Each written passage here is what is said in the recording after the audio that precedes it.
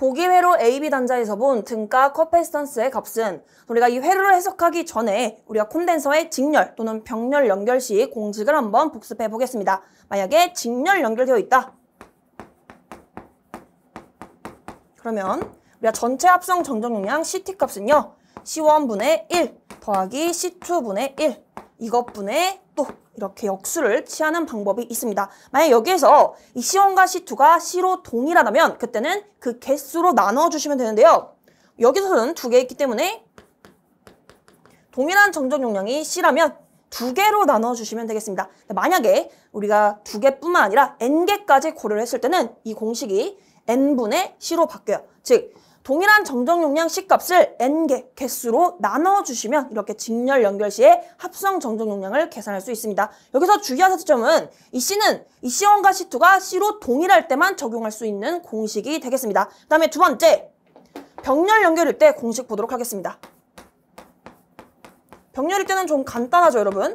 이때 전체 합성 정적 용량은 두 개가 있다고 하면 C1 더하기 C2로 계산할 수 있습니다.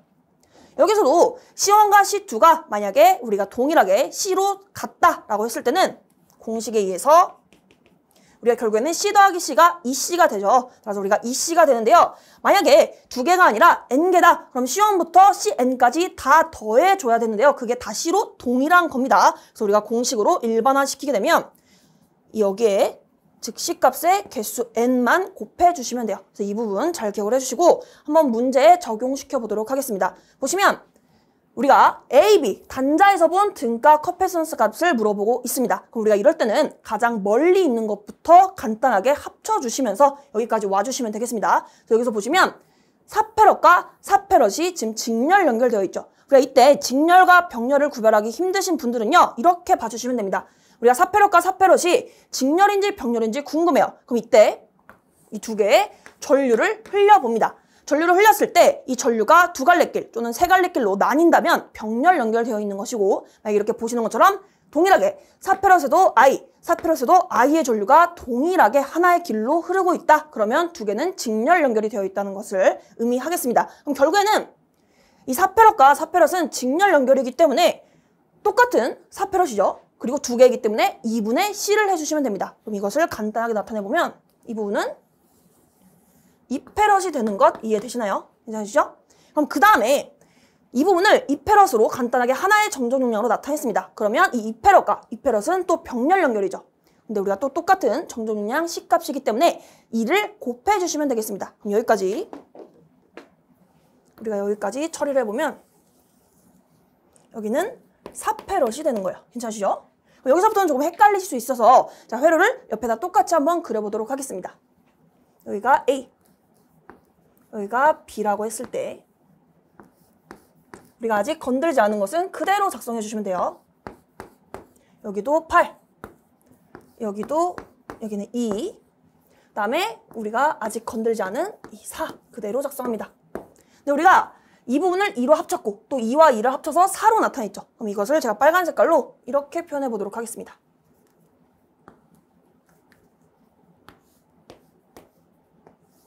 그렇죠? 이게 4패럿이었어요. 괜찮으신가요? 그럼 여기에서 4패럿과 4패럿도 역시 직렬 연결인 거 보이시죠? 그럼 우리가 직렬 연결이기 때문에 똑같은 거니까 2로 나눈다. 그러면 이거 처리해 주시면 2가 되겠습니다. 그렇죠? 이렇게 해주시면 2. 마찬가지로 2와 2가 병렬 연결이 되어 있어요. 그러면 우리가 2를 곱해주시면 돼요. 그럼 여기까지 처리했을 때 이렇게 병렬까지 처리해주시면 4패럿이 되는 것을 확인할 수 있죠. 이것도 제가 조금 회로로 다시 나타내 보도록 하겠습니다. 여기가 A, 여기가 B, 쭉 왔어. 여기가 8, 그리고 여기도 8이었죠. 그리고 이 가운데 이 정적 용량 값이 전체적으로 우리가 합성했을 때 4로 구했습니다. 그래서 우리가 표현을 해보면 이게 4. 이렇게 세 개가 있을 때는 우리가 이 공식을 쓰셔도 됩니다. 근데 좀 복잡하죠? 그래서 우리가 이걸 활용해 볼 텐데요. 어떻게 활용할 수 있죠, 여러분? 지금 8패럿과 8패럿이 동일하죠. 근데 우리가 두 개가 직렬 연결되어 있는 상태예요. 즉 우리가 8패럿과 4패럿과 8패럿이 다 직렬 연결되어 있는 건 맞지만 우리가 8패럿과 8패럿부터 직렬을 합성시켜 볼 겁니다. 그럼 어떻게 되죠, 여러분? 8과 8이 동일하니까 2로 나눠주시면 되겠죠. 그럼 우리가 이것만 처리를 해주셨다면 이 값이 4패럿이 됩니다. 맞나요? 그럼 우리가 또 이 4패럿과 4패럿이 또 직렬 연결되어 있는 형태이기 때문에 이거 역시 또 나눠주시면 마지막으로 4와 4가 직렬 연결 시에는 2분의 4가 되어 있기 때문에 이 패럿이 마지막으로 남는 것을 확인할 수 있겠습니다. 괜찮으시죠? 우리가 이 직렬, 병렬 시 이 공식만 제대로 기억을 해주신다면 충분히 하실 수 있습니다. 연습 한번 잘 해보시고 정답을 골라주시면 2번이 되겠습니다. 보기의 회로에서 저항 아래에 흐르는 전류 I의 값은, 지금 회로를 보시면 전류원도 있고 전압원도 있습니다. 이렇게 여러 전원이 존재하는 복잡한 회로는 중첩의 정리를 사용하시면 간단하게 해석이 가능한데요. 우리가 중첩의 정리를 사용하실 때 주의하실 점이 있죠. 우리가 전압원은 단락시킨 상태에서 해석을 해야 되고요. 전류원은 개방을 시켜줘야 됩니다.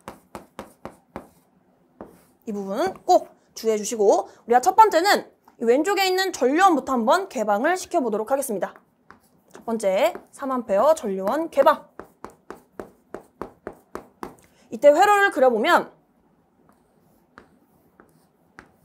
여기가 5옴, 그리고 이렇게 5옴, 여기는 전압원 뿔마 15V, 그다음에 쭉 와서 이렇게, 그리고 오른쪽에는 저항 R이 우리가 10옴이 되는 거죠. 이때 10옴에 흐르는 전류 I를 묻고 있는데 우리가 첫 번째 케이스니까 I1이라고 보도록 하겠습니다. 근데 우리가 이 회로는 사실상 좀 더 간단하게 표현할 수 있죠. 우리가 이 부분은 개방된 측이기 때문에 개방된 쪽에는 전류가 흐르지 않습니다. 우리가 전류가 흐르지 않기 때문에 이 5옴에도 전압 강화가 걸리지 않아요. 우리가 V는 IR인데 I가 0이기 때문에 여기서 역시 전압 강화가 없습니다. 그러면 우리가 이 회로를 좀 간단하게 표현해보면 이 5옴은 이렇게 없는 것처럼 해석을 하셔도 상관이 없겠습니다. 괜찮으시죠? 그럼 이 상태에서 결국에 우리가 구하고자 하는 I1은요, 이 주어진 회로를 우리가 흐르는 전체 전류인 것을 알 수 있겠습니다. 즉 우리가 I1은 우리가 전체 전압은 15V, 우리가 전체 합성 저항은 지금 직렬 연결되어 있기 때문에 더해주시면 되겠죠? 그럼 5 더하기 10, 그러면 15분의 15가 되기 때문에 우리가 1A가 위에서 아래로 흐르는 것을 알 수 있겠습니다. 그럼 이제 두 번째는 전압원을 단락시켜 볼게요. 전압원을 단락시킨다는 것은 이 두 개를 이렇게 쭉 하나의 선으로 연결한다는 것이 되겠습니다. 괜찮으신가요? 그럼 제가 회로는 이 왼쪽 부분을 참고를 해볼게요. 이때 두 번째는 15V, 즉 전압원을 단락시켰을 때 보시면요, 이 3A가 이렇게 흐릅니다. 그쵸? 그런데 이 점을 기준으로 여기로도 흐르고 여기로도 흐르는 것을 알 수 있어요. 즉 우리가 전체 전류가 3A인데 이 점을 기준으로 분배되는 것을 알 수 있고, 우리가 궁금한 것은 이 10옴에 흐르는 전류 I가 됩니다. 이것도 두 번째 케이스니까 이때는 I2라고 표현을 해볼게요. 그럼 이 I2 어떻게 구하죠, 여러분?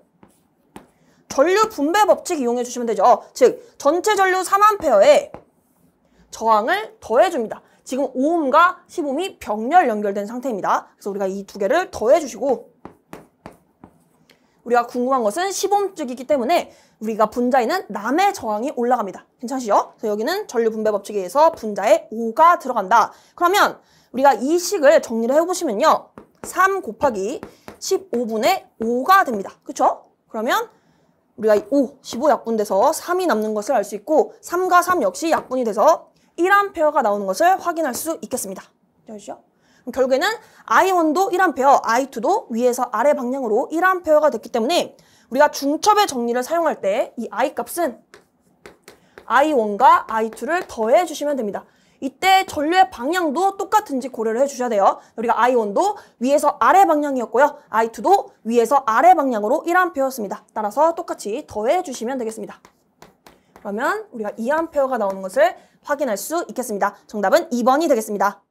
권선수가 10이고 단면적이 10제곱cm인 환상 솔레노이드의 인덕턴스가 2mL이라고 한다.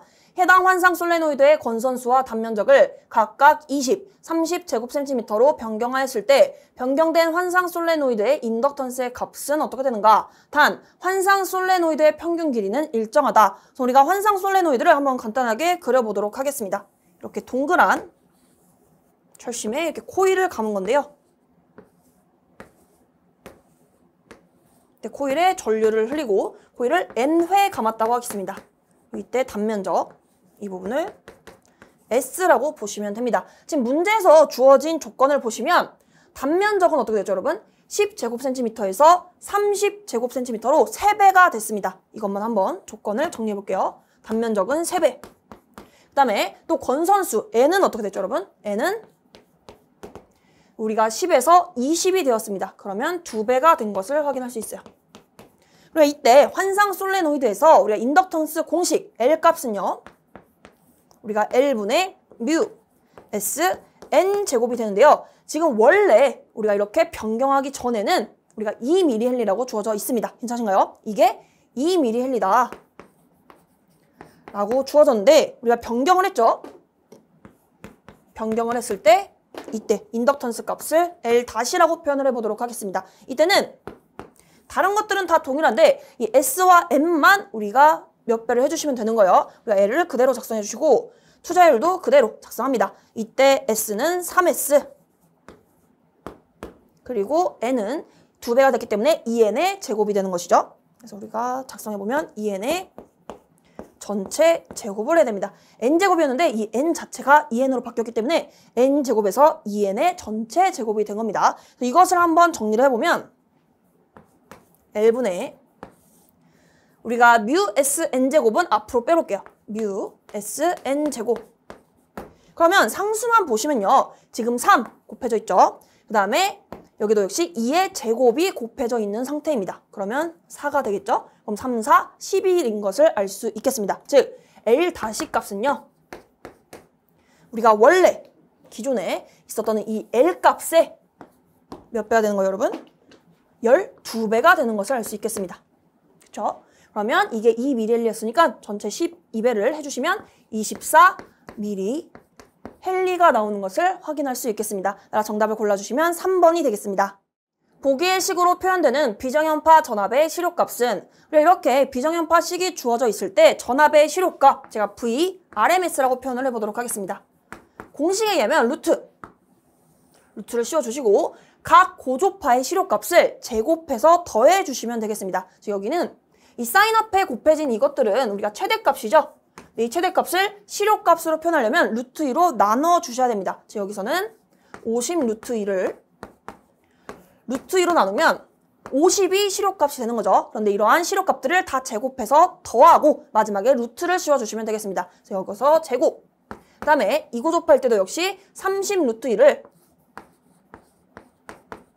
루트 2로 나눠서 실효값으로 표현한 뒤 이것에 제곱해 주시면 되겠습니다. 마지막으로 3고조파일 때도 10 루트 2를 루트 2로 나눠서 실효값을 이렇게 제곱해서 다 더해주시고 마지막에 루트를 씌운다. 그럼 이거 결국에는 간단하게 작성해보면 VRMS 값, 즉 전압의 실효값은 루트 약분이 되죠. 그럼 50의 제곱 더하기 여기는 30의 제곱이 되고요. 마지막으로 이 부분은 10의 제곱이 되겠습니다. 계산을 간단하게 하기 위해서 이 루트 안에서 제가 한번 100으로 묶어보겠습니다. 그럼 여기는 우리가 25, 그리고 공이 2개죠. 그럼 여기가 25가 남는 것을 알 수 있고 여기는 우리가 30을 2번 곱한 거니까 900입니다. 그래서 여기는 9가 남습니다.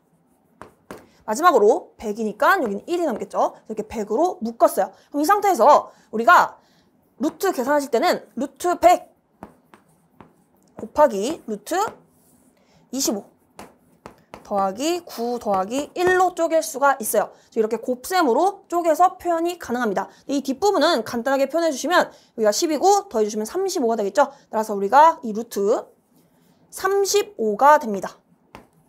그럼 좀 더 간단하게 표현해보면 우리가 100은 10의 제곱입니다. 따라서 우리가 10의 제곱이니까 이렇게 루트와 제곱이 만나서 사라지기 때문에 이 앞에는 10이 나오는 것을 확인할 수 있어요. 결국에는 10 곱하기 루트 35가 나오는 것을 확인할 수 있겠습니다. 따라 정답을 골라주시면 3번이 되겠습니다. 보기와 같이 두 개의 부와 각각 G1, G2가 병렬로 연결된 회로가 있다. G1은 진상용률 0.8로 16kW의 평균 전력을 소비하고 있고 G2는 지상용률 0.6으로 15kVA 피상 전력을 소비하고 있을 때 250 VRMS 전원에서 본 전체 부하의 합성 역률은 우리가 합성 역률, 즉 역률을 계산하는 공식을 보시면 코사인 세타는 피상 전력 PA분의 유효 전력으로 계산할 수 있습니다. 문제에서 만약에 퍼센트로 물어봤다면 곱하기 100만 해주시면 되는데요. 우리가 여기서 중요한 것은 이 피상 전력과 유효 전력을 계산을 해주셔야 됩니다. 보시면 우리가 지금 두 개의 부하가 주어져 있고 두 개의 역률이 다르죠. 이렇게 역률이 다른 두 부하를 합성할 때는 단순히 피상 전력끼리 더해서 이 피상 전력을 계산하시면 안 됩니다. 즉 예를 들어 부하 1의 피상 전력을 PA1, 부하 2의 피상 전력을 PA2라고 했을 때 이 두 개를 더해서 이 PA를 계산하시면 안 됩니다.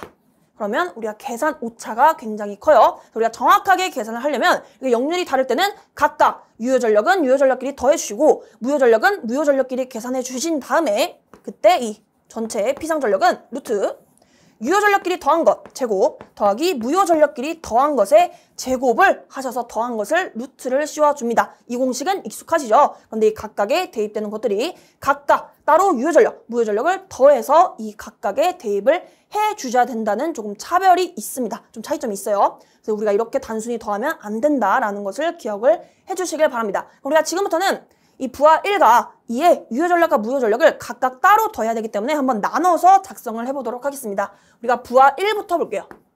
부하 1의 경우에는 우리가 유효전력 문제에서 친절하게 16kW로 주어져 있습니다. 그럼 무효전력은 어떻게 구하죠?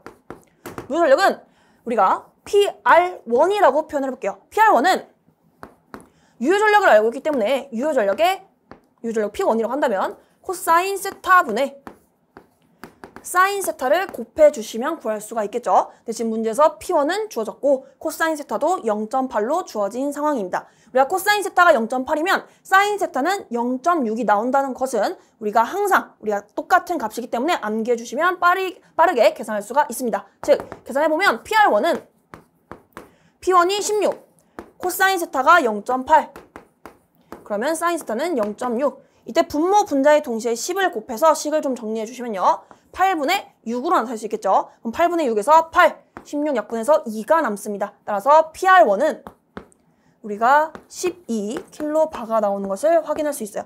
우리에게 필요한 것만 동그라미를 쳐볼게요. 우리가 부하 1에서는 16kW 그리고 무효전력 12kB가 있겠습니다. 괜찮으시죠? 그 다음에 두 번째로 부하 2 보도록 하겠습니다. 이때도 마찬가지로 유효전력 계산해 볼 텐데요. 여기서는 피상 전력이 주어졌기 때문에 이때 유효전력을 뭐 예를 들어 P2라고 표현한다면 P2는 우리가 부하 2의 피상 전력을 PA2라고 표현을 해보겠습니다. 즉 피상 전력에 뭐를 곱하면 돼요, 여러분? 역률을 곱하면 돼요. 괜찮으시죠? 그럼 주어진 피상 전력이 15. 이때 역률은 우리가 지상 역률로 0.6이 주어져 있습니다. 그럼 이거 계산하면 어떻게 되죠, 여러분? 9가 나오네요. 9kW가 된다. 아시죠? 그 다음에 이 상태에서 무효전력 계산하실 때는 우리가 피상 전력에 사인 세타를 곱해주시면 됩니다. 그럼 여기는 무효전력 피상 전력 15에 이때 사인 세타는 0.8이 되겠죠? 이거 계산해 주시면 12가 나와요. 그러면 단위까지 해보시면 12kBA. 아시죠? 우리에게 필요한 것도 동그라미 보면 유효전력은 9kW, 무효전력은 12kB가 되겠습니다. 여기서 중요한 점은요. 지금 역률이 어떤 것은 진상, 어떤 것은 지상으로 주어져 있죠. 따라서 우리가 부하 1은 진상 역률로 주어졌기 때문에 이 무효전력 역시 진상 무효전력이 됩니다. 부하 2 역시 지금 지상 역률로 주어졌기 때문에 이 무효전력 값이 지상 무효전력이 돼요. 즉 우리가 이렇게 계산을 해야 되는데 유효전력은 유효전력끼리 더한다고 했습니다. 그러면 16 더하기 9는 25가 되겠죠. 그래서 여기에 대입되는 P는 25가 돼요. 그런데 무효전력을 더하려고 봤더니 지금 하나는 진상이고 하나는 지상인데 크기는 같고 우리가 진상, 지상으로 나뉘었습니다. 즉 우리가 똑같이 우리가 이 12만큼 진상 그리고 지상 무효전력이 똑같이 상쇄가 돼요. 즉 12와 12가 만나서 0이 된다라고 보시면 되겠습니다. 즉 여기에 대입되는 PR 값은 0이다. 그럼 이 식을 정리해 보시면 결국에는 PA 값은 25가 나오는 것을 확인할 수 있겠습니다. 루트 25의 제곱이니까 25 나오겠죠. 그리고 우리가 유효전력 역시 지금 보시면 25가 나온 것을 우리가 계산을 했습니다. 그렇죠? 결국에는 이 역률값이 1로 떨어지는데요. 이 부분이 좀 헷갈리실 수 있어서 다시 한번 강조를 드려보도록 하겠습니다. 이 진상과 지상 부분이 서로 상쇄된다는 점이 이해가 안 되시는 분들은 제가 이 유효전력과 무효전력을 한번 복소수로 표현을 해볼게요. 우리가 부하 1 같은 경우는 어떻게 표현할 수 있냐? 16. 그 다음에 우리가 진상 무효전력이 주어졌죠? 이 부분을 마이너스 J10이라고 표현을 해보도록 하겠습니다. 이게 이 G1의, 즉 부하 1의 피상전력을 이렇게 복소수 형태로 나타낸 거예요. 그 다음에 부하 2를 역시 복소수 형태로 나타내 본다면 그때는 9, 그리고 지상과 진상은 서로 반대되는 개념이기 때문에 이때는 이 마이너스를 기준 잡았다면 우리가 그 반대로 우리가 지상 무효전력은 부호를 반대로 가져가 주시면 됩니다. 여기 G2는 9, 그 다음에 플러스 J, 우리가 12가 되는 거예요. 이 각각의 피상전력을 이렇게 복소수로 나타낼 수 있고 이때 유효전력은 유효전력, 즉 16 더하기 9를 해서 25가 나온 것이고요. 그리고 플러스 J12와 마이너스 J12를 더하게 되면 서로 완전히 우리가 0이 되는 것을 확인할 수 있겠습니다. 이렇게 복소수 형태로 이해해 주셔도 되고 아니면 크기는 같은데 서로 진상, 지상, 즉 반대되는 개념이기 때문에 서로 완벽하게 상쇄가 된다라고 이해하셔도 상관없겠습니다. 따라서 정답을 계산해 주시면 정답은 4번이 되겠습니다. A라는 평행판 커패시터의 극판 사이의 간격을 2배로 하고 판의 면적을 2배로 하여 B라는 평행판 커패시터를 만들었다. AB 커패시터에 동일한 전압을 인가하여 각각 축적된 에너지를 EA, EB라고 할 때 에너지의 B, EA분의 EB를 묻고 있습니다. 단, 각 커패시터의 유전율은 동일하다. 그래서 우리가 A부터 한번 고려를 해볼게요. 평행판 콘덴서 한번 그림을 그려보도록 하겠습니다.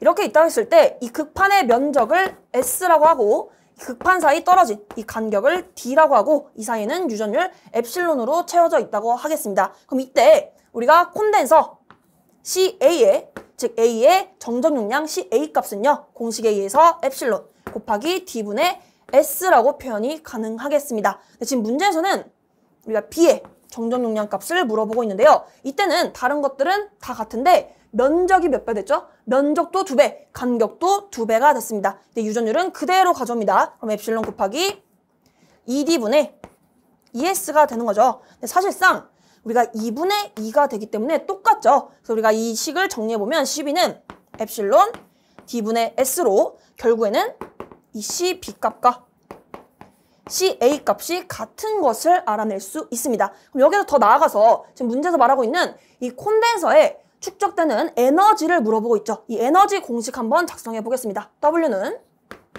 2분의 1 CV제곱이라는 공식이 있는데요. 지금 문제에서 동일한 전압을 인가했다고 하겠습니다. 인가했다고 했어요. 따라서 우리가 전압이 동일하기 때문에 에너지와 정적 용량 C값은 서로 비례관계임을 알 수 있습니다. 식을 정리해보면 에너지는 정적 용량 C에 비례한다 라고 표현할 수가 있겠는데요. 지금 보시면 A와 B의 정적 용량이 아예 같았습니다. 즉 C에 비례하는데 C가 아예 같기 때문에 에너지끼리도 서로 같은 거예요. 즉 WA와 WB는 계산해 볼 필요도 없이 같은 것을 알아낼 수 있고요. 지금 문제에 보시면 이것을 지금 2라는 문자를 사용한 것뿐입니다. 즉 이 두 개가 같기 때문에 서로 약분이 돼서 우리가 1이 나오는 것을 확인할 수 있겠습니다. 정답을 골라주시면 2번이 되겠습니다. 보기의 회로에서 부하 GL의 최대 전력을 전달하게 되는 GL의 값은 어떻게 되는가? 우선 보시면 이 AB 단자를 기준으로 이 왼쪽 부분이 너무 복잡합니다. 그렇죠? 따라서 제가 이 부분을 태분한 정리를 사용해서 좀 간단하게 표현을 해볼 텐데요. 태분한을 사용하려면 이 AB를 개방시키면 되겠죠, 여러분? 즉 이 AB를 개방시켜서 GL을 떼어놓겠습니다. 이때 이 개방 단자 AB 사이에 걸리는 전압을 우리가 태분한 등가 전압 VTH라고 표현을 하고요. 전압원을 단락시켰을 때 이 AB에서 이 안쪽을 바라본 이 등가 임피던스, 태분한 등가 임피던스 GTH라고 표현할 수 있습니다. 이러한 것을 가지고 태분한 등가 회로로 표현을 해보면 태분한 등가 전압 VTH 그 다음에 여기에 태분한 등가 임피던스 간단하게 저항으로 표현을 해보도록 하겠습니다. 이때는 GTH라고 표현할 수 있고 이게 지금 A와 B 사이를 간단하게 나타낸 거죠. 이때 떼어냈던 지혜를 다시 붙여주기만 하면 됩니다. 여기에 A, 여기가 B가 개방되어 있었는데 여기에 다시 GL을 이렇게 연결시켜 주시기만 하면 돼요. 괜찮으시죠? 그럼 우리가 지금부터는 사실상 중요한 게 이 VTH가 아니라 GTH가 되겠죠. 그래서 우리가 이 등가 임피던스를 계산해 보도록 하겠습니다. 보시면 이 회로에서 이 전압원은 단락시킨다고 했어요. 그럼 잘 보시면 지금 5옴과 20옴은 병렬 연결되어 있는 거 보이시죠? 즉 이 점과 이 점 사이에 두 개의 저항이 연결되어 있습니다. 즉 이것은 우리가 병렬 연결이기 때문에 계산을 해주시면 합분의 곱을 해주시면 돼요. 5 더하기 20분의 5 곱하기 20. 그러면 25분의 100이 되기 때문에 우리가 4옴이 나오는 것을 확인할 수 있겠습니다. 괜찮으신가요? 제가 이 부분을 좀 간단하게 그려볼게요. 여기가 4옴. 그리고 이 부분이 우리가 j4옴. 이 부분은 C로 마이너스 j4옴이 주어져 있습니다. 그쵸? 이 상태에서 여기가 A, 여기가 B가 되는데요. 여전히 우리가 이 A, B 사이에서 우리가 이 안쪽을 들여다본 것이 GTH가 됩니다. 괜찮은가요? 이 상태에서 지금 4옴과 J4옴은 직렬 연결되어 있는 거 보이시죠? 즉 R과 L은 직렬 연결되어 있습니다. 그래서 이것을 한꺼번에 작성해보면 직렬로 합성해주면 되기 때문에 단순히 더해주시면 됩니다. 즉 4 플러스 J4옴이 되겠습니다. 그리고 이 4 플러스 J4옴과 마이너스 J4, 즉 이 C는 서로 병렬 연결되어 있죠. 즉 이 주황 색깔과 파란 색깔은 서로 병렬 연결되어 있기 때문에 합분의 곱으로 계산해 주시면 됩니다. 즉 이 부분을 결국에는 이것이 GTH가 되는 것이죠. GTH를 식을 쭉 작성해 보면 이 부분을 합분의 곱 합 제가 보기 좋게 이렇게 색깔로 표현을 해보도록 하겠습니다. 합분의 곱 그다음에 여기는 이렇게 그대로 넣어주시면 됩니다. 우리가 주황 색깔과 파란 색깔은 병렬이니까 합분의 곱을 진행할 거다. 그럼 주황 색깔에 들어갈 부분은 4 플러스 J4. 그 다음에 파란 색깔에 들어갈 것은 마이너스 J4죠. 그쵸? 그 다음에 이 부분은 우리가 곱셈이기 때문에 괄호를 씌우고 대입을 하겠습니다. 4 플러스 J4 곱하기 마이너스 J4. 그러면 분모를 보시면요. 지금 플러스 J4, 마이너스 J4니까 서로 사라집니다. 그렇죠? 그럼 우리가 분모에는 4가 남는 것을 확인할 수 있고 이 분자만 조금 정리를 해볼게요. 분모는 4. 분자는 이렇게 먼저 곱해주시면 마이너스 J16. 그 다음에 곱해주시면 마이너스 J제곱 16이 되는 것을 알 수 있겠습니다. 여기서 마이너스 J제곱 자체는 우리가 플러스죠, 여러분. 플러스 1이기 때문에 결국에는 이 부분을 조금 정리를 해보면 4분의 플러스 16, 그럼 4가 되죠. 뒷부분부터 계산하겠습니다. 그 다음에 이렇게 계산해주면 마이너스 J4가 되는 것을 알 수 있겠습니다. 거의 다 했어요, 여러분. 즉, 이 GTH가 지금 4 마이너스 J4라는 것을 우리가 계산을 했습니다. 근데 이 상태에서 문제 조건을 만족을 해야 돼요. 최대 전력을 전달하려면 우리가 최대 전력, 전달 조건이 어떻게 되죠, 여러분? 우리가 이 GL과 이 GTH의 관계가 서로 켤레 복소수 관계여야 됩니다. 켤레 복소수 또는 공액 복소수라고 표현하는데 중요한 점은 이 허수 부분의 부호를 반대로만 바꿔주시면 돼요. 즉 우리가 구하고자 하는 이 GL은 어떻게 되는 거죠, 여러분? GL은 이 부분만 부호를 바꿔주시면 4 플러스 J 4가 나오는 것을 확인할 수 있겠습니다. 결국에는 최대 전력을 전달하려면 이 부분이 바꿔주면 되겠구나. 근데 우리가 이 회로를 간단하게 하기 위해서 태분한 정리를 사용을 했습니다. 이 부분 참고해 주시고요. 정답을 골라주시면 3번이 되겠습니다. 보기의 회로를 구성하고 충분한 시간이 지났다고 하였을 때 회로의 컵패시터에 저장한 총 에너지는 우리가 지금 보시면 컵패시터 3개가 직렬로 연결되어 있는데요. 자, 이것을 하나로 한번 합성을 해보도록 하겠습니다. 우리가 그림을 그려봤을 때 여기는 100V 그리고 이렇게 하나로 합쳤다고 할게요. 제가 이 합성 정정 용량을 CT라고 보고요. 여기에는 아무것도 없으니까 저항이 그대로 연결되어 있다고 보도록 하겠습니다. 그럼 이 상태에서 한번 우리가 6, 3, 2를 한번 합성을 해보도록 할 텐데요. 보시면 직렬 연결이죠. 우리가 직렬 연결 시에 한번 공식을 복습해 보도록 하겠습니다.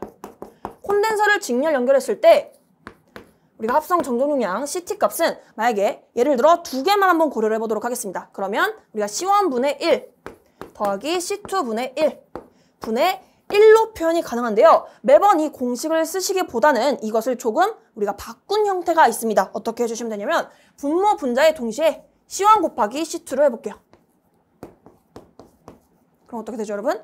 우리가 이 부분을 분배를 해주시면 되는데 분모를 한번 뒤에 거부터 분배를 해보면 C1 곱하기 C2 곱하기 C2분의 1은 우리가 C1이 남죠, 여러분. 즉, 우리가 정정용량 값은 C1 더하기 이렇게 분배해 주시면 C2가 됩니다. 그 다음에 분자는 C1 곱하기 C2가 되죠. 즉, 우리가 두 개를 병렬 연결할 때는 이렇게 합분의 곱으로 빠르게 표현이 가능합니다. 괜찮으시죠? 만약에 이 C1과 C2가 C로 동일하다. 그럴 때는 우리가 이 C를 우리가 이 개수로 나눠주시면 됩니다. 즉, 이때 전체 합성 정정 용량은 이 C를 2로 나눠주시면 되는데요. 좀 일반화하기 위해서 이것을 개수 N으로 나눈다고 표현을 하겠습니다. 그래서 우리가 이 콘덴서의 직렬 연결 시에는 이것만 챙겨가 주시면 될 것 같아요. 한번 이 문제에서 보시면 6과 3을 먼저 직렬로 합성시켜 보도록 하겠습니다. 그러면 우리가 합분의 곱을 해주시면 되겠네요. 그러면 여기다가 계산해보면 6 더하기 3분의 6 곱하기 3이니까 9분의 18이 되고요. 이것은 2 마이크로페럿이라는 것을 확인할 수 있겠습니다. 즉, 이 앞부분을 계산해봤더니 2가 나온다.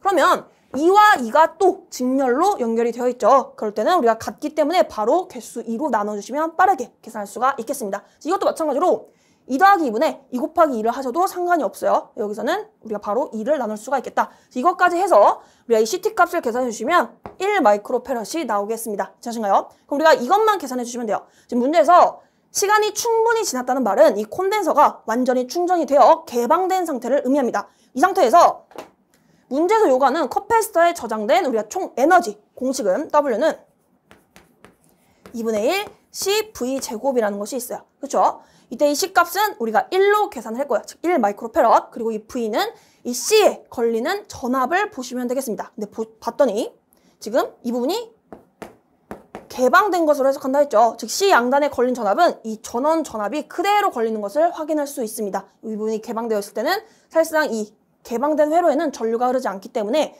이 저항에도 우리가 전압 강화가 없어요. 즉 우리가 이 100V가 그대로 여기에 이 개방된 양 단자에 걸리는 것을 확인할 수 있습니다. 즉 V도 100V, C는 1 마이크로페럿 이것만 대입을 해주시면 돼요. 한번 대입을 해보면 2분의 1 곱하기 우리가 1 마이크로페럿이니까 10의 마이너스 6승을 대입을 해주시고요. 전압은 우리가 100입니다. 100의 제곱 이거 계산해 주시면 2분의 1 곱하기 우리가 사실상 이 100의 제곱이 10의 4승이죠. 그러면 정리해 주시면 10의 마이너스 2승 줄이 나옵니다. 근데 문제에서는 미리 줄로 물어봤기 때문에 우리가 단위 환산을 조금 해주셔야겠죠. 그래서 이 부분을 조금 바꿔보자면 곱하기 10의 마이너스 1승 곱하기 10의 1승을 곱하는 방법이 있습니다. 여기까지는 단위가 여전히 줄이에요. 그래, 지금은 1만 곱한 상태입니다. 이 상태에서 이 부분 밀리로 바꿔줍니다. 그럼 이 남는 부분 2분의 1 곱하기 10 해주시면 5가 되죠. 따라서 우리가 바꿔주시면 5 여기다 작성해 볼게요. 5 밀리 줄이 나오는 것을 확인할 수 있겠습니다. 한번 쭉 봐주시고요. 정답을 골라주시면 3번이 되겠습니다.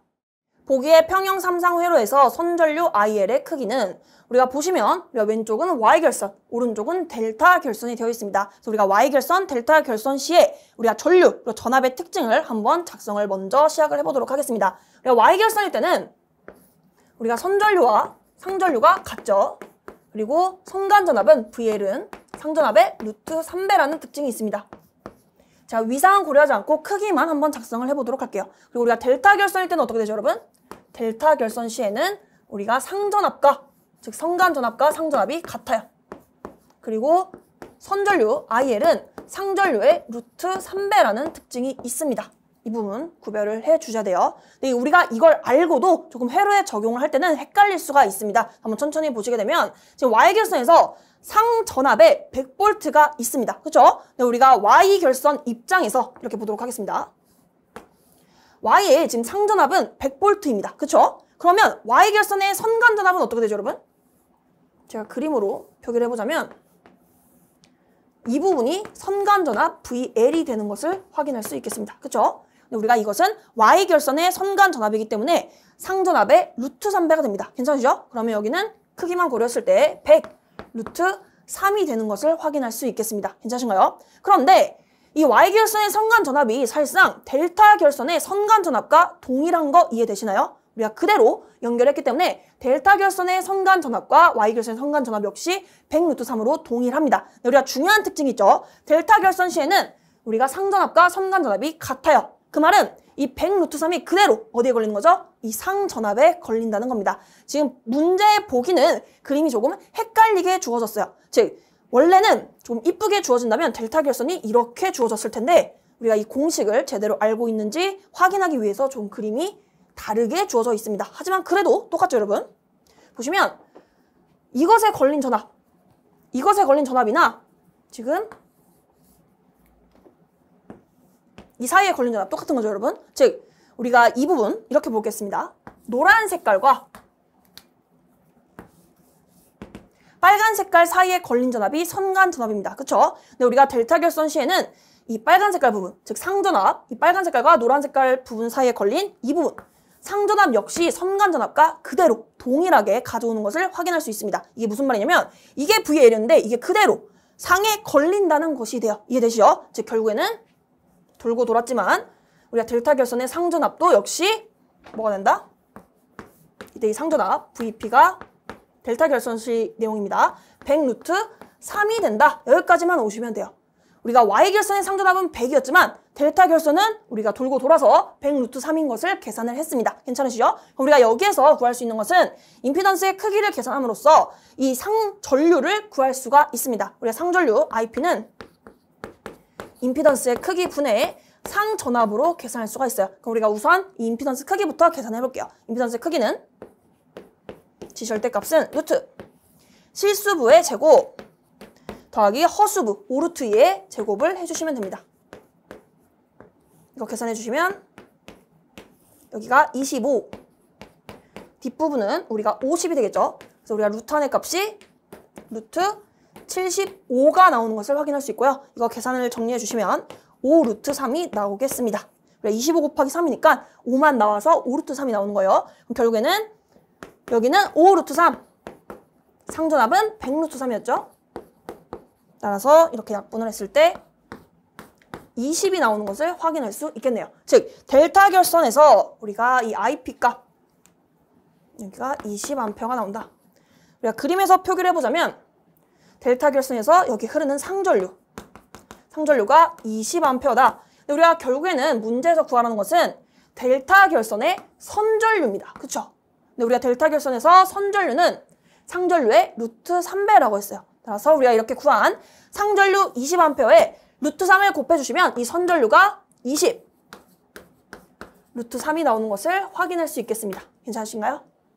우리가 한번 정리를 해보면 우리가 Y결선의 상전압을 통해서 선간전압을 Y결선의 상간전압을 계산했고 결국에 이게 델타 결선의 선간전압과 같았고 델타 결선에서는 선간전압과 상전압이 같기 때문에 델타 결선의 상전압이 100 루트 3인 것까지 계산을 했습니다. 그리고 임피던스의 크기를 계산했고요. 이걸 통해서 상전류 20A를 계산을 했는데 이 상전류는 델타 결선에 우리가 이 한 상에 흐르는 전류를 계산했습니다. 우리가 델타 결선에서는 선전류는 상전류의 루트 3배가 되죠. 근데 지금 문제에서 구하라는 것이 델타 결선의 선전류였습니다. 따라서 이 상전류 20A에 루트 3을 곱한 20 루트 3이 정답이 되겠습니다. 정답은 4번이 되겠습니다. 보기 1의 회로를 보기 2의 태분한 등가 회로로 변환했을 때 등가 전압 VTH의 값은 어떻게 되는가? 우리가 VTH, 즉 태분한 등가 전압은 이 개방된 이 단자 사이에 걸린 전압을 의미하겠습니다. 이게 VTH인데 우리가 개방된 쪽에는 전류가 흐르지 않죠. 따라서 우리가 이 이옴에는 전류가 흐르지 않으며 우리가 이옴 양단에는 전압 강화 역시 걸리지 않습니다. 우리가 V는 IR을 떠올려 주시면 될 것 같습니다. 따라서 우리가 이옴에도 전압이 걸리는 것이 없기 때문에 이 VTH는 무엇과 같냐면 그대로 쭉 오셔서 이 이옴 양단에 걸린 전압 VTH가 되겠습니다. 괜찮으신가요? 즉 우리가 원래는 개방된 단자 사이에 걸린 전압을 VTH라고 하는데 우리가 이 이옴에는 전압 강화 걸리지 않기 때문에 그대로 이렇게 세로로 연결된 이 이옴의 양단에 걸린 전압이 VTH가 되는 것입니다. 여기까지 정리를 해주시고요. 이제부터는 제가 한번 KCL을 적용을 해보도록 하겠습니다. 우리가 KCL을 사용하실 때는 항상 기준점을 잡아주셔야 되는데요. 이 아래 파란 색깔로 색칠한 부분을 기준 전압 0V로 잡아보도록 하겠습니다. 그러면 이 이온 양단에 걸린 전압을 제가 VTH라고 했기 때문에 여기가 0V라면 이 부분의 전압은 0 플러스 VTH만큼 되는 거죠. 즉 0에서 VTH만큼 전위가 올라간 곳의 전압이 되겠습니다. 괜찮으신가요? 그래서 우리가 이 윗부분도 제가 전압을 표현해보면 이게 하나의 점이죠. 이 값이 VTH랑 같다라고 이해를 해주시면 되겠습니다. 이해되시죠? 여기가 0V를 기준으로 VTH만큼 올라간 이 점의 전압이 VTH가 된다. 그리고 이 점뿐만 아니라 이 점과 이 점 사이에는 어떠한 소자도 연결되어 있지 않기 때문에 다 같은 점으로 보는 겁니다. 이렇게 해석을 해주신 다음에 KCL을 적용해 보도록 하겠습니다. 우리가 이 점을 기준으로 나가는 전류의 합이 모두 0이다 라고 풀어볼게요. 그러면 이렇게 나가는 전류를 I1, 이렇게 나가는 전류를 I2, 그 다음에 역시 이렇게 나가는 전류를 I3, 그 다음에 이렇게 나가는 전류를 I4라고 볼게요. 즉, 이 점을 기준으로 우리가 다 나가는 전류의 합이 0이다 라고 두시면 되는데 이 I4는 사실상 우리가 개방되었기 때문에 0A라고 했어요. 그쵸? 우리가 지금은 I1 더하기 I2 더하기 I3가 0인 식을 세워주시면 되겠습니다. 괜찮으시죠? 그럼 여기다 작성해 볼게요. I1 더하기 I2 더하기 I3가 0이다. I1부터 작성해 보겠습니다. 보시면 이 부분에 이렇게 직렬로 연결된 부분에 전류원이 이 방향으로 10A가 흐른다고 했습니다. 그러면 우리가 설정한 I1은 이 전류원의 방향과 반대이기 때문에 마이너스 10만 해주시면 돼요. 즉 이 I1은 마이너스 10. 그 다음에 I2는 VTH에서 5V만큼 우리가 전이차가 있겠습니다. 그리고 우리가 작성해보면 VTH 마이너스 5 그리고 이곳의 저항은 지금 1옴이 연결되어 있죠. 이렇게 전류를 표현할 수 있겠고 I3 같은 경우는 VTH에서 0V로 2옴이 연결되어 있습니다. 그럼 이때 흐르는 전류는 2분의 우리가 VTH 마이너스 0 이렇게 둘 수가 있겠습니다. 그래서 결국에는 이게 0이다 라고 하는 것이 KCL이 되는 거죠. 우리가 양변에 동시에 2를 곱해보도록 하겠습니다. 그럼 이 앞부분은 마이너스 20이 돼요.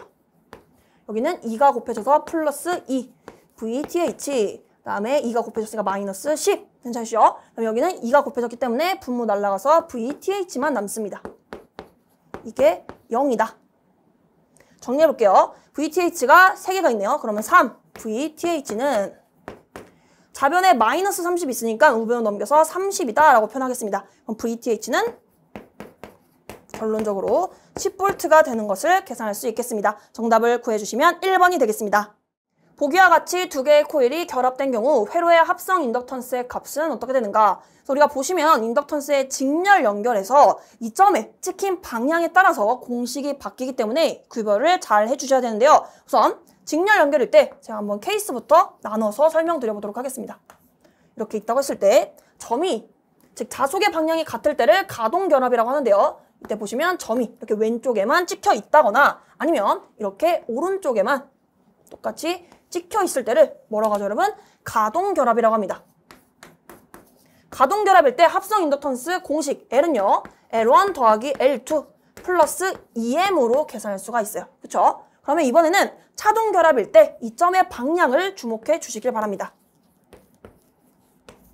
차동일 때는 우리가 가동일 때 이렇게 나란하게 왼쪽이면 왼쪽, 오른쪽이면 오른쪽에 동일하게 찍혔다면 차동일 때는 예를 들어 왼쪽에 찍혔을 때는 여기에는 오른쪽에 찍히는 겁니다. 이해되시죠? 그리고 반대로 우리가 이번에는 오른쪽에 찍혔을 때 이 인덕턴스 입장에서는 왼쪽에 이렇게 점이 찍힐 때를 차동결합이라고 합니다. 즉 문제에서 점이 이렇게 찍혀 있거나 아니면 이렇게 찍혀 있을 때를 차동결합이라고 한다. 그때 공식은요. 우리가 합성 인덕턴스 L은 L1 더하기 L2 마이너스 2M이 됩니다. 근데 이 문제 보시면 지금 점이 어떻게 찍혀 있죠, 여러분? 둘 다 왼쪽 아니면 둘 다 오른쪽이 아니라 왼쪽 그리고 오른쪽에 찍혀 있는 것을 확인할 수 있어요. 즉 이 문제는 직렬 연결해서 차동결합이 된 경우가 되겠습니다. 그러면 우리가 이 아래 공식을 적용해 주시면 되겠죠. 그럼 우리가 차례대로 대입을 해볼게요. 우리가 L1, L2를 더해 주시고요. 10 더하기 20 마이너스 2 M은 상호 인덕턴스가 됩니다. 여기서 5라고 주어져 있네요. 그럼 보시면 이 부분이 우리가 마이너스 10이니까 이렇게 10과 마이너스 10이 사라지고 결국에 남는 것은 20이 되는 것을 확인할 수 있겠습니다. 따라서 정답을 골라주시면 2번이 되겠습니다. 전개의 세기가 거리 R 세제곱에 반비례하는 특성을 나타내는 대전체는 우리가 1번부터 4번까지 한번 케이스를 분류해 볼 텐데요. 전 첫 번째 구도체일 때 보도록 하겠습니다. 구도체일 때나 우리가 점전할 때는 공식이 같습니다.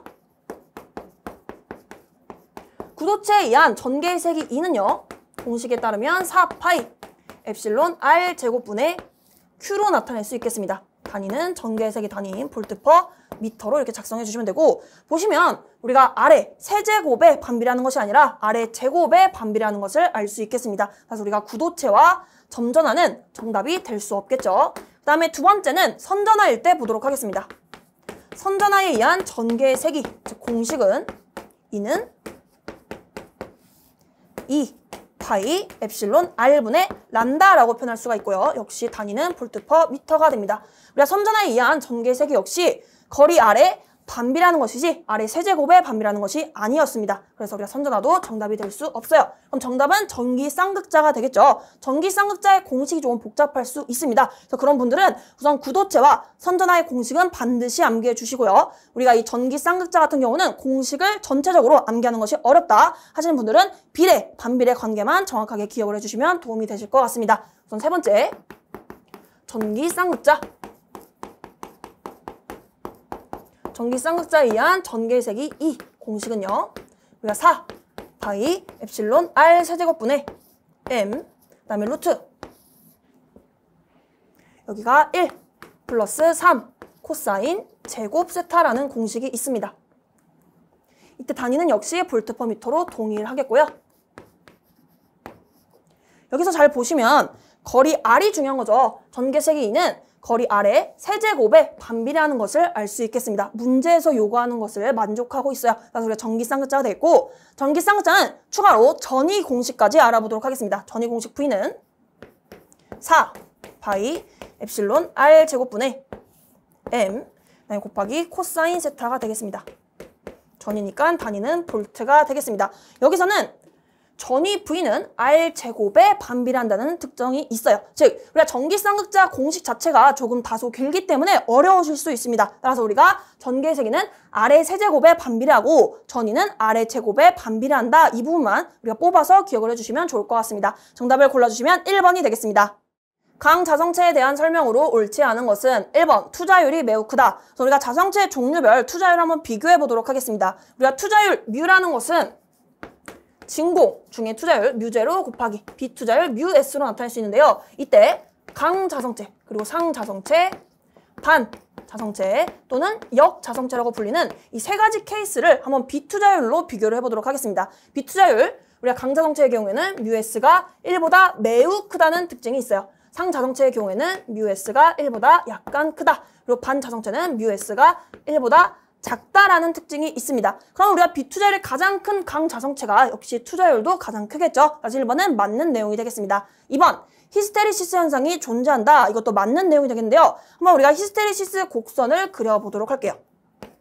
가로축은 자개의 세기 H, 세로축은 자속밀도 B라고 했을 때 우리가 강자성체의 자개를 계속 가하게 되면 자속밀도가 이렇게 증가합니다. 우리가 계속 증가하진 않겠죠. 우리가 자기포화 현상이 일어나기 때문에 우리가 계속 이렇게 증가하는 것이 아니라 우리가 일정 부분에서 우리가 여기까지만 우리가 증가를 할 수 있다라고 이해를 해주세요. 이게 자기포화 현상이고, 이에 따라서 우리가 히스테리시스 곡선을 간단하게 그리면 이런 식으로 그릴 수가 있게 됩니다. 이게 2번 내용이 되겠고요. 3번 자기포화 특성을 가진다. 맞는 내용이죠.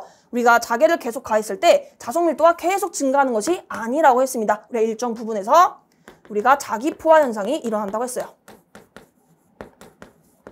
그래서 우리가 3번은 맞는 내용이고요. 4번 자화 곡선이 선형을 나타낸다. 선형으로 나타냈으면 우리가 이 자개가 계속 가했을 때 자속밀도가 증가해야 됩니다. 근데 이러한 케이스가 아니었죠. 그래서 우리가 선형이 아니라 비선형이다 라고 특성을 바꿔서 표현하는 것이 맞겠습니다. 정답을 골라주시면 4번이 되겠습니다.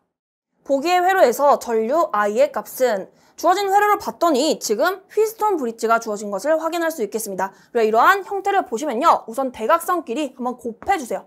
곱했을 때 같은지 체크가 필요합니다. 보시면 2옴 곱하기 2옴 그리고 이렇게 곱한 것 4 곱하기 1이죠. 대각선끼리 곱했더니 이 좌변과 우변의 값이 같습니다. 이럴 때는 어떠한 특성이 있죠, 여러분? 우리가 이 두 점의 전이가 같아서 이 사이에는 전류가 흐르지 않습니다. 전류가 흐르지 않는다는 것은 우리가 개방된 회로로 해석할 수가 있어요. 즉, 잘 보시면 이 시범에 사실상 이 부분이 개방되는 것이기 때문에 이 시범을 무시할 수가 있습니다. 여기까지 이해되시나요? 그럼 우리가 이 주어진 회로를 조금 더 간단하게 표현할 수가 있겠는데요. 옆부분 이렇게 10V를 그대로 작성을 해볼게요. 그리고 여기는 3호. 그리고 이 부분 좀 보기 좋게 이 점에서 이렇게 직렬 연결된 상태죠. 이 부분은 무시됐기 때문에 2옴과 1옴을 직렬 연결시켜 주시면 되겠습니다. 여기서 2옴. 그리고 여기가 1옴이죠. 그 다음에 우측 보시면 이렇게 4옴과 2옴 역시 직렬 연결된 상태입니다. 그것도 옆에다가 그대로 그려볼게요. 여기가 4옴, 여기가 2옴이 되겠습니다. 이 상태에서 문제에서 구하라는 것은 지금 여기 흐르는 전류 I를 물어보고 있어요. 결국에는 우리가 이 회로를 조금 간단하게 나타낸 다음에 전체 전류를 계산하면 I를 계산할 수 있겠습니다. 괜찮으신가요? 그러면 이렇게 한번 합성을 해보도록 하겠습니다. 2옴과 1옴 합성하면 3옴이 되죠. 그리고 4옴과 2옴 역시 직렬로 저항을 더하게 되면 우리가 6옴이 되겠습니다. 그럼 여기서부터는 3옴과 6옴이 지금 병렬 연결이기 때문에 단순히 합분의 곱으로 계산할 수가 있겠습니다. 그럼 이 부분은 우리가 병렬 처리를 해주시면요. 이 막대기 두 개는 우리가 3옴과 6옴을 병렬로 연결한다는 수식적인 표현일 뿐입니다. 참고해주세요. 3과 6을 병렬로 연결해주시면 합분의 곱, 즉 3 더하기 6분의 3 곱하기 6이다. 그러면 9분의 18이 된다. 이게 2옴이 되는 거죠, 여러분? 여기까지 괜찮으신가요? 그럼 이 회로를 정말 간단하게 표현을 해보자면 결국에는 이게 다 날아가는 거죠. 이 부분을 제가 하나로 표현을 했습니다. 그렇죠? 이렇게 봤을 때 이렇게 하나의 저항으로 우리가 2옴으로 표현을 한 거예요. 괜찮으시죠? 이때 전류 I는 결국에는 이 폐회로에 흐르는 전체 전류가 되겠습니다. 그러면 한번 계산해 볼게요. I는 저항은 더해줬을 때 5가 되죠. 3 더하기 2. 그 다음에 전체 전압은 10이 됩니다. 따라서 전류 I는 2A가 되는 것을 계산할 수 있겠습니다. 정답을 골라주시면 3번이 되겠습니다. 보기와 같이 진공 중에 3개의 점전화 Q, 1, 2클롱이 각각 X가 0, 1, 2에 고정되어 있다.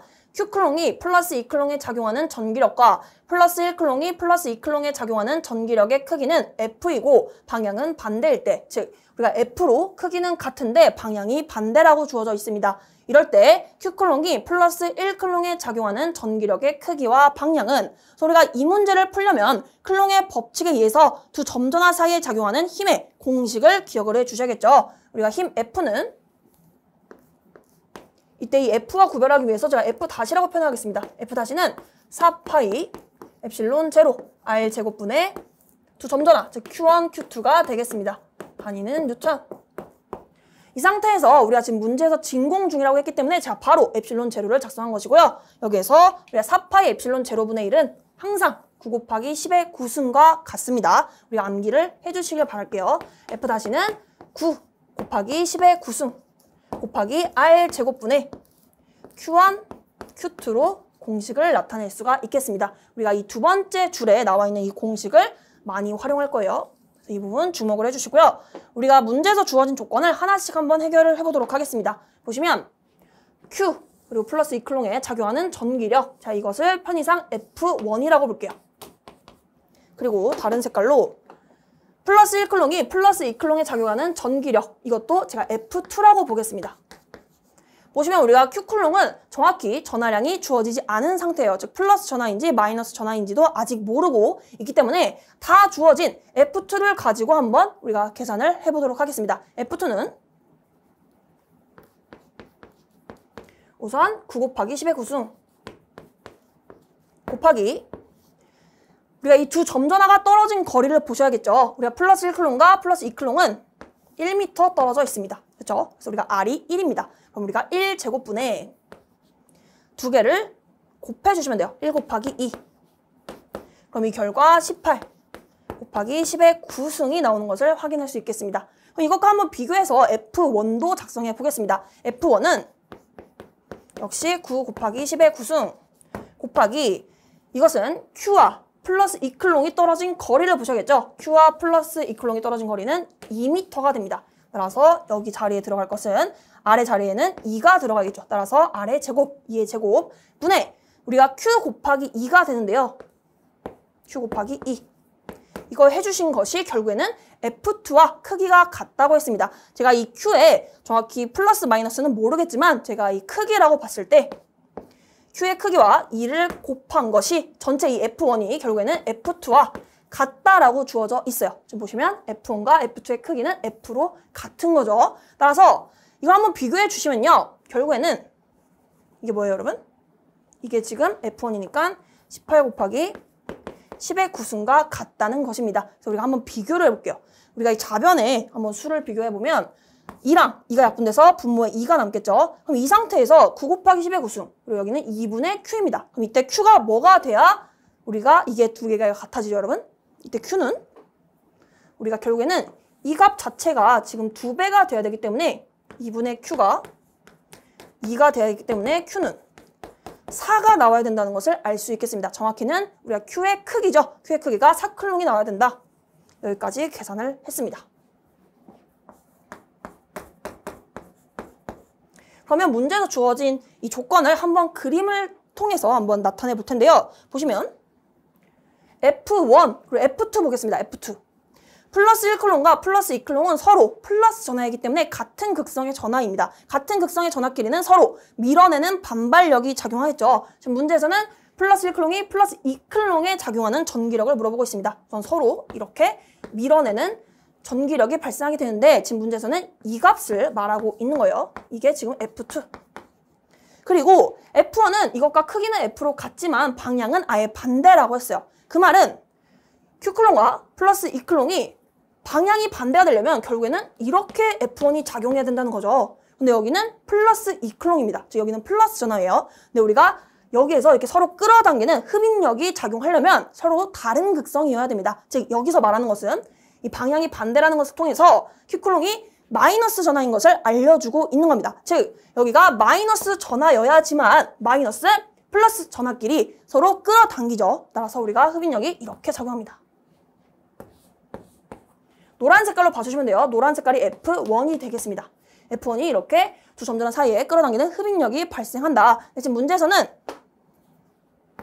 이 F1과 F2가 방향은 반대지만 크기가 같다고 주어져 있습니다. 괜찮으시죠? 크기는 이렇게 우리가 계산을 했죠.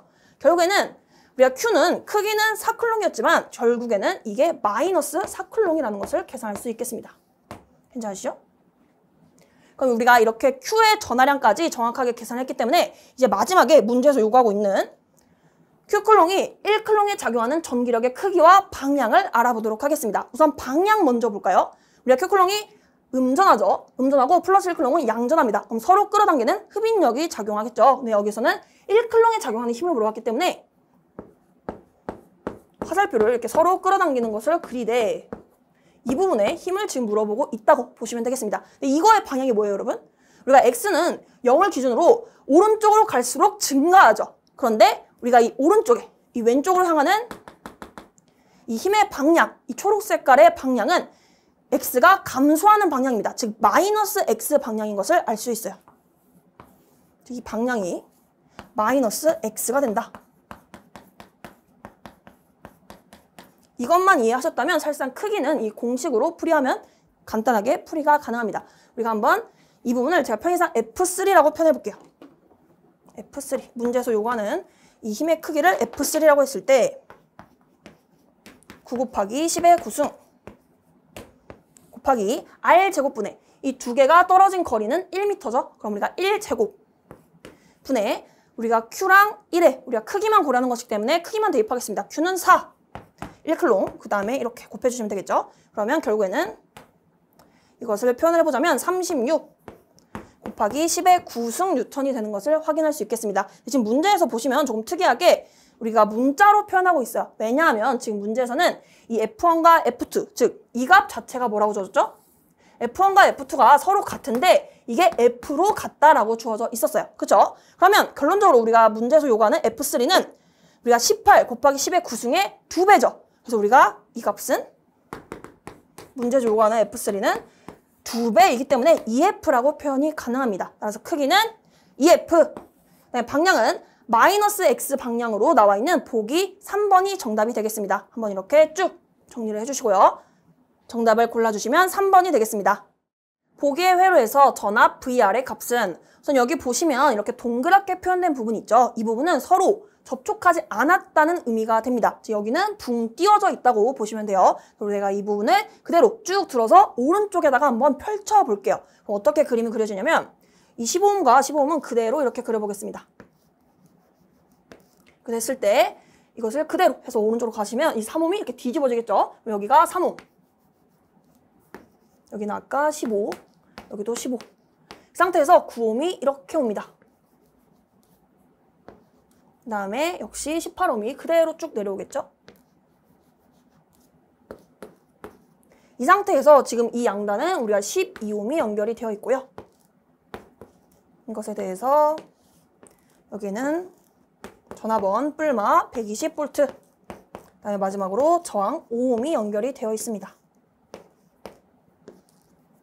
이렇게 똑같은 회로라는 것을 이해를 해 주셔야 됩니다. 이 부분을 그대로 들어서 오른쪽에다 펼친 것 뿐입니다. 그럼 이 상태에서 한번 간단하게 그려보면 사실상 15, 15, 3, 9, 18은 다 직렬 연결된 부분이죠. 우리가 직렬과 병렬이 구별이 힘드실 때는 우리가 궁금한 부분에 전류를 흘려주면 됩니다. 전류를 흘렸을 때 전류가 우리가 새지 않고 하나의 길로 간다. 그럼 직렬이고 우리가 전류가 두 갈래 길, 세 갈래 길로 나뉘어 흐르게 된다. 그러면 병렬 연결이 되는 것입니다. 여기서는 똑같이 우리가 전류가 흐르기 때문에 우리가 이것을 한꺼번에 직렬로 저항을 합성해 주시면요. 다 더해 주시면 되겠죠. 그럼 이때 저항은 15 더하기 15 더하기 3 더하기 9 더하기 18을 해주시면 되겠습니다. 우리가 9 더하기 18이 27이니까 이렇게 30, 이렇게 30이니까 60옴이 되는 것을 확인할 수 있겠습니다. 괜찮으시죠? 그럼 이 회로를 좀 더 간단하게 그림을 그려볼게요. 그러면 여기가 12옴, 그 다음에 이것과 이제 병렬로 60옴이 이렇게 연결이 되고요. 이것과 이렇게 전압원이 뿔마 120V, 여기는 저항 5옴이 연결이 되어 있습니다. 괜찮으시죠? 여기까지 했어요. 지금 문제에서 구하라고 한 부분을 표시를 해보면 여기가 마이너스 플러스 VR이라고 표현이 되어 있습니다. 그러면 이 12옴과 60옴은 병렬 연결이기 때문에 그대로 똑같은 전압이 걸린다는 것 이해되시나요? 사실상 여기에도 VR, 여기에도 VR이 똑같은 크기로 걸려 있습니다. 그래서 우리가 더 간단하게 표현해보자면 60옴과 12옴은 우리가 병렬로 합성할 수가 있겠죠. 그래서 우리가 이것도 한번 해보면 60과 12를 병렬로 합성한다는 의미로 이렇게 작대기 2개를 기호를 씁니다. 이 부분 참고해 주시고요. 합분의 곱을 진행해 볼게요. 60 더하기 12분의 60 곱하기 12.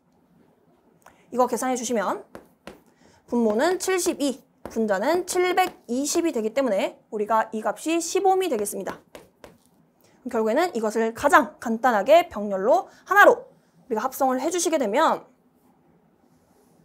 이렇게 하나의 저항으로 표현이 가능하고 이때 이 값이 10옴이 되는 것입니다. 그리고 역시 여전히 이 부분이 마이너스 VR, 그리고 여기가 플러스가 되는 것이에요. 괜찮으시죠? 그럼 이 상태에서 우리가 결국엔 간단한 회로죠. 우리가 이 플러스 전압원에 의해서 이 플러스에서 전류가 이렇게 흐릅니다. 그쵸?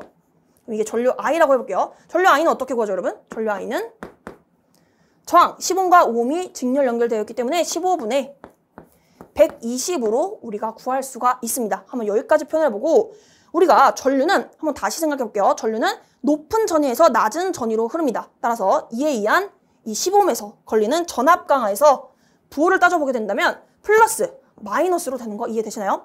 이 15옴 입장에서 왼쪽에서 오른쪽으로 흘립니다. 즉 높은 전위에서 낮은 전위로 흐르기 때문에 우리가 여기가 플러스, 여기가 마이너스가 기준이 되는 거예요. 그렇죠? 그럼 이때 제가 이 전압을 V라고 한번 예시를 잡아볼게요. 그럼 이 V는 이 저항에 흐르는 전류 I와 이 저항을 곱해주면 됩니다. 전류는 15분의 120. 저항은 우리가 10옴이죠. 따라서 이거 계산해 주시면 5로 약분해 주시면 이렇게 3과 120 해주시면 40이죠. 즉 이 전압의 크기가 80이 나옵니다. 그렇죠? 여기서 중요한 것은 여기가 플러스, 여기가 마이너스일 때 이 V가 80이라는 거예요. 그런데 지금 문제에서 요구하는 것은 극성이 반대죠, 여러분. 즉 크기는 80과 같지만 여기가 플러스입니다. 따라서 우리가 부호를 마이너스를 붙여주셔서 우리가 문제에서 요구하고 있는, 제가 여기다가 작성해 볼게요. 문제에서 요구하고 있는 VR은 마이너스 80이 되겠습니다. 괜찮으시죠? 우리가 정리를 해보면 플러스에서 전류가 이렇게 쭉 흐르는데 전류는 플러스, 마이너스, 높은 전에서 낮은 전위로 흐른다. 그래서 우리가 그때 구한 V는 80이 되는데 문제에서 요구한 극성은 반대로 우리가 지금 주어져 있기 때문에 우리가 크기에 마이너스만 붙이면 된다라고 정리해 주시면 되겠습니다. 정답을 골라주시면 1번이 되겠습니다.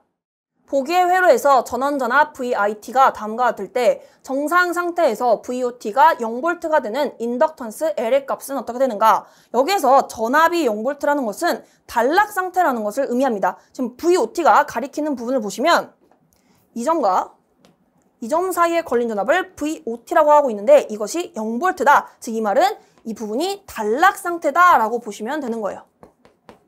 우리가 단락 상태에서는 임피던스가 0ohm이라는 거죠. 그렇죠? 우리가 반대로 개방일 때는 임피던스가 무한대다라고 표현을 하기도 합니다. 여기서는 단락이니까 임피던스가 0이 되어야 되는데 지금 L과 C가 직렬로 연결된 상태이죠. 그래서 우리가 이때 임피던스 G를 작성해 보면 L과 C를 우리가 바로 작성해 볼게요. J 오메가 L 플러스 J 오메가 C분의 1이 뭐가 된다? 0이 되어야 한다. 이렇게 정리할 수가 있겠습니다. 이 상태에서 이 J 오메가 C분의 1을 분모 분자의 동시에 J를 곱해 볼게요. 그러면 이 J제곱은 마이너스가 되죠.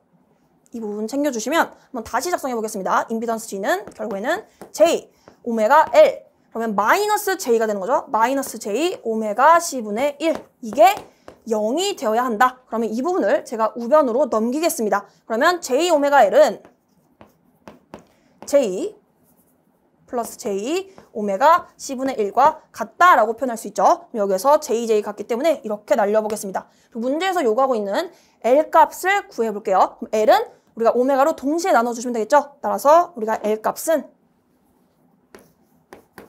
오메가 제곱 C분의 1이 되겠습니다. 괜찮으시죠? 그럼 이제 대입만 해주시면 돼요. 지금 문제에서 기본꼴로 코사인 오메가 t에서 그러니까 오메가가 5라고 주어진 상태입니다. 우리가 삼각함수에서 코사인 오메가 t 아니면 사인 오메가 t가 기본 형태라고 보시면 돼요. 지금 여기서는 오메가가 5로 주어진 상태이다. 그럼 그대로 대입을 합니다.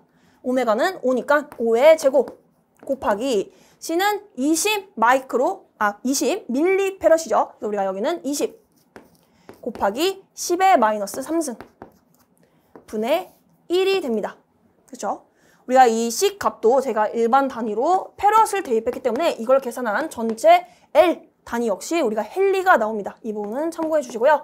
이거 한번 계산해 볼게요. 그러면 우리가 5, 25, 그 다음에 여기에 해주시면 우리가 500이 되죠. 그러면 L 값은 500 곱하기 여기가 1000분의 1 분의 1이 됩니다.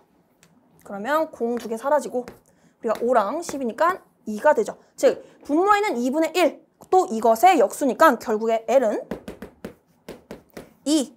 우리가 헨리가 나오는 것을 확인할 수 있겠습니다. 괜찮으시죠? 그리고 결국에는 전압이 0이라는 것은 단락을 의미하고 임피던스가 0ohm인 것을 의미한다. 따라서 이걸 통해서 식을 풀이를 했습니다. 정답을 골라주시면 1번이 되겠습니다. 전류와 자기장에 의해 전도체 물질에 나타나는 효과로 전류가 흐르는 전기 전도체의 수직한 방향으로 자기장이 걸릴 때 전류와 자기장의 방향의 수직한 방향으로 전이차가 발생하는 현상은, 그래서 우리가 이 문제의 정답은 홀 효과가 되겠는데요. 이에 대해서 제가 한번 간단하게 설명을 드려보도록 하겠습니다. 자, 이렇게 도체를 그려보고 이 왼쪽 방향으로 전류가 흐른다라고 보겠습니다. 이 상태에서 문제에서 말한 것처럼 자기장이 수직한 방향으로, 즉 전류의 수직한 방향으로 걸린다고 했죠. 그래서 제가 이렇게 보도록 하겠습니다. 아래에서 위쪽 방향으로 자속밀도 B가 이렇게 방향이 결정이 되어 있다. 그럼 어떠한 현상이 일어나느냐? 우리가 전류가 여기에서 여기로 흐르게 된다면 자유전자는 반대로 우리가 이동을 합니다. 즉 우리가 전자 마이너스는 여기에서 여기로 이동을 하는데요. 우리가 자개를 이렇게 전류와 수직인 방향으로 가하게 된다면 조금 다른 현상이 발생합니다. 우리가 플레밍의 왼손 법칙을 사용을 할 건데요. 엄지가 F, 힘이죠. 그 다음에 검지가 우리가 자속밀도 B, 그 다음에 중지가 전류의 방향으로 맞춰주시면 됩니다. 한번 맞춰볼게요. 그러면 이게 전류, 그 다음에 자속밀도, 그 다음에 이것이 힘이죠. 그래서 힘이 칠판을 뚫고 들어가는 방향으로 그려집니다. 여기서 그려보면 이런 식으로 힘 F가 그려지는데요. 즉 원래는 전류가 이렇게 여기서 흐르고 있을 때 자유전자는 반대로 이렇게 이동을 하는데 이 힘에 의해서 이 자유전자가 이렇게 이동하다가 이런 식으로 우리가 이동하는 방향이 바뀌게 됩니다. 이해되시죠? 그래서 결국에는 이것에 따라서 이 마이너스 자유전자들이 여기에 몰리게 돼요. 반대로 이 반대편에는 플러스 전하들이 모이겠죠.